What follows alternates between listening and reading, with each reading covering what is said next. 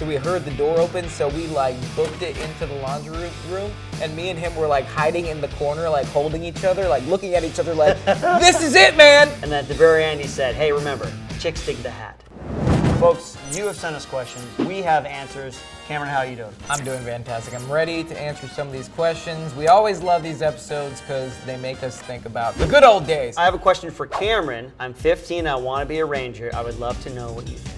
I think you should quit and do something else. You're not gonna make it. Bam! No, I get a lot of these questions, and it's like, okay, first finish school. That's like first priority. Yeah, if you're first 15, priority. finish high school. Finish high school. I know the Army just took away the high school diploma requirement. But finish high school. Don't listen to the Army. I think it's the funniest thing when young kids are like, I want to be a Green Beret. How do I do it? I want to be a Ranger. How do I do it? I want to be a CAG operator. I think I can do it. That's a big goal right there. Yep. How about a goal this big? Right. 50-meter target, we say, right? Everybody's worried about hitting the 300-meter target, but the easiest one to hit is the 50-meter target. So work on what's right in front of you. So get your degree, sign up for a sport, have some sort of baseline fitness, go to a recruiter. Can't get an airborne contract? Wait to get an airborne contract, or enlist and try to pick it up in basic, which is possible because the 75th Ranger recruiters go to all the infantry basics, and they, as long as you meet the minimum requirements, you're good. Did you ever take any trophies to remember a deployment or commemorate a mission? On my deployment, I was one of the guys that actually made a point to take pictures. I didn't see a lot of guys like taking pictures and stuff. I was the kind of the guy. We had a common share drive at the base, so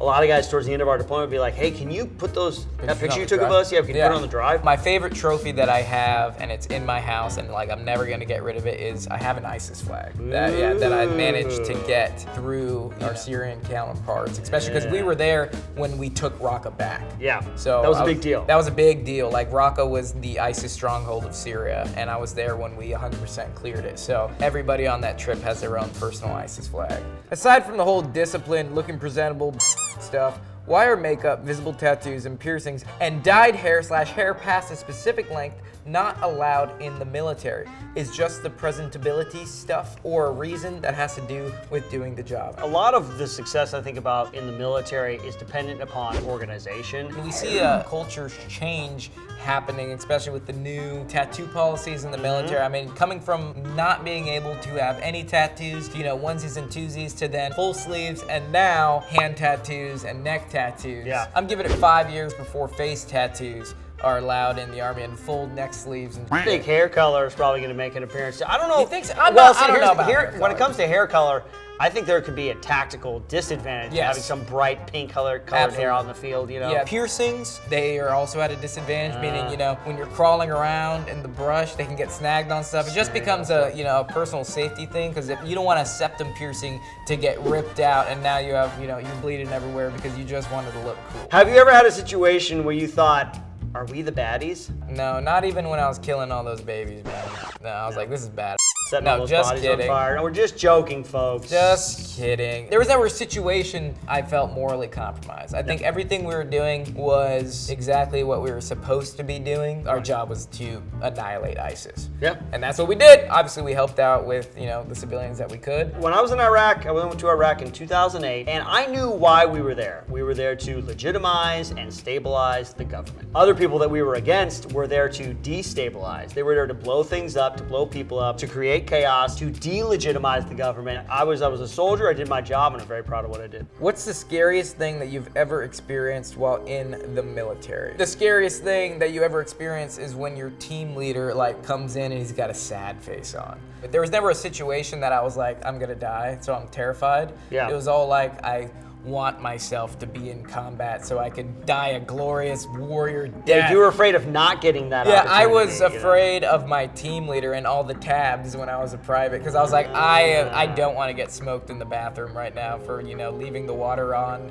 while I'm brushing my teeth instead of turning the water on, putting my brush under, and then turning it off. I was deployed to Iraq, and I had a negligent discharge, which was a very serious offense. The afternoon it happened before my team sergeant came back and spoke to me and told me everything that was going to happen and stuff like that. Waiting for him to come back, that's scary, because you just don't know what's going to happen, and the anxiety, and then the guilt and shame of what you did is just riding on top of you, and stuff. That's pretty scary. Nobody can beat yourself up more than you can. More than you can. Yeah. That's the same thing when I lost my ID in Korea. That was scary. Yeah. because I was like, I don't know if I'm even gonna be able to get in country. My team leader's I'm gonna get kicked out of regiment. I'm gonna have to go to the 82nd Airborne. Anything sketchy / had to hide it because you weren't allowed to have it kind of stuff. So like contraband, basically. Contraband. I remember there was one specific story. I was in Florida phase, and me and my buddy, we were so hungry, and we were about to go on the FTX. The barracks located next to the Ranger student barracks on the base you're at in Florida are for the Ranger Training Brigade, so all the Op 4 and they're an airborne unit. So they happened to do a night jump that day. So the barracks was empty because everybody was out doing night jumps. Me and him got some intel that there is a vending machine in their barracks. So we, woke up in the middle of the night. I had my wallet in my duffel bag, and I pulled out my debit card, and we snuck into the Op 4 barracks, which is a huge no-no, risking your entire Ranger School career. We went into the barracks and we found the vending machine, and I just started swiping my card, and we basically raided it. But then we heard the door open. The bottom of the floor in a lot of Army barracks, so they'll have a shared laundry room. So the laundry room was located right next to the vending machine in its own area, so you had to walk in. So we heard the door open, so we booked it into the laundry room, and me and him were hiding in the corner, holding each other, looking at each other this is it, man! We're about to get kicked out! And it just happened to be some they were obviously drunk because they were screaming and fumbling around. Some Op 4 that were there that weren't on the night jump stumbled in and passed us, and we were okay, we're in the clear. So we went back and raided the rest of the vending machine. So I had a bunch of bun cakes that I stuffed in my rucksack, and then I remember I couldn't wait. So I went to the bathroom and put my feet up on the toilet so no one knew I was there, and I just was eating snacks. If you could get an incentive flight on any flight aircraft, what would it be and why? I would just love to ride in an A-10, and I want it to shoot too. I would obviously want them. I would love to see them engage, just go the brrrr. Yep. I would love to ride in one of those reconnaissance stealth jets. Oh, the stealth bomber. Yeah, any a stealth really bomber, black, B2. sleek ones. Yeah, just to see the instrumentation and what you see from that high up, because they get so high. I'd love to see the curvature of the Earth, and just to know that you're that high up in the atmosphere. Yeah. What made you choose the Army compared to other branches? Budget. I chose the Marine Corps first. My mom was like, hey, before you just sign your life away to the Corps, do you know have you looked into the budgeting and what they get and basically the careers, because going into the Marine Corps, at least at the time, you were open contract. You couldn't choose what job you couldn't had? choose what job. You just had to pick a specific area. So if I signed up for infantry, I could be given mortarman, machine gunner, any of these things and be stuck that. In the Army, you could choose the exact job you wanted to do. And then the budgets were the Army had the biggest budget out of all the branches. Yep. So I was like, this is a little bit more of a safer bet. I wanted to have the full breadth of experiences open to me. And the Army is the largest organization for the military. I didn't want to go in the water, so I didn't choose the Navy or the Marines. I hate water. I didn't necessarily have a desire to be a pilot or anything like that, so I didn't choose the Air Force. I don't want to be an officer. I don't want to have some desk job or some rear job. I want to be out doing whatever. So infantry. Be in the I want to be in it, yeah. So infantry, some combat arms unit. And originally it was a Ranger contract, and then halfway through basic training, I wised up and I went for the Green Beret. What is the funniest quote / saying someone has told you while you were in the military? That's a hard question, man, because everything is so funny. I'll give you one. There was a guy, we'd had a ruck march in our SOPC, which is our pre-selection train-up course. Yep. And when you do ruck marches, they have a certain weight that you have to have the rucksack weigh, a certain amount of water, and then that way everybody's to standard. And then you do the ruck march and you come back. We had a guy come back, he was dead last, and his ruck was light. So he didn't even meet the standard, and he came in dead last to boot. So one cadre had him low crawl around the baseball diamond out there at Fort Bragg, and he was spraying him with a water hose, like a garden hose, the entire time. And I just remembered the speech that he gave about this guy better toughen up because he doesn't want to be over in deployment to somewhere with him next to him in the foxhole saying, this sucks, I'm tired, I'm hungry, I want to go home. Yeah. He wants a guy next to him saying, this sucks, I'm tired, I'm hungry, but this is nothing compared to the training I went through. And then at the very end he said, hey, remember, chicks dig the hat. Chicks dig the hat. Beret, Chicks yeah. dig the hat. Chicks dig the hat. Yeah, That's always just stuck with me. That's a funny, man. I mean, like I remember when I was in RAS, we had a cadre come over. When we were in pre-RAS, they would always have a cadre come to check in, and I'm pretty sure he was wasted. And he just came over, and like this guy obviously was in during the heat of the GWAS, so he had a lot of experience. But he came over and he talked to us about an hour about how if you quit, you're gonna be labeled as a quitter. And he went on to show us his chest tattoos of all his friends that passed. And like, yeah, it was a crazy hour. Have you ever gone through a situation where you pat yourself after and say, am I wounded? I remember during training, I was a saw gunner. Everybody thinks the squad arm, like the M249 is like such a cool weapon system, but that thing has malfunctions up the and I remember I had a malfunction where a round somehow went underneath into my trigger assembly, caused my gun to slam fire. So like I was trying to work through a malfunction and we were all online in a trench system providing a base of fire for a maneuvering element that was doing a mind wire obstacle, which is pretty much trying to blow up Constantine wire and like